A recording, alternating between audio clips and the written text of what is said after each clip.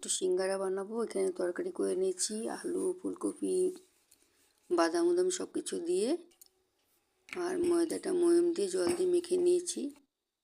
এখন সিঙ্গারা শেষ করে কেটে নেব। কেটে নিয়ে এটাতে জল দিয়ে আগে দেবো, তবে এটা লেগে ধরবে। এই যে এইভাবে দিচ্ছি, একটু চেপে দিতে লাগবে।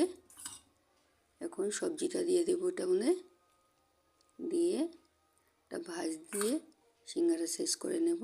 দেখুন কিভাবে করছি, এইভাবে করতে হয়।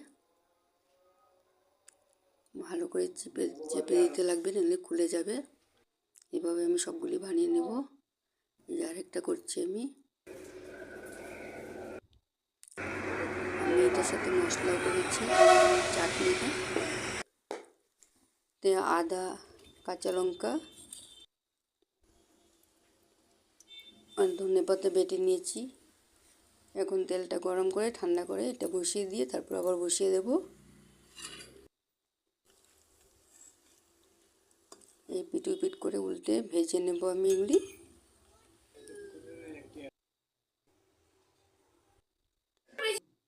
আপনারা চাটনিটাতে এভাবে বানিয়ে নেবেন, খুব স্বাদ হয়।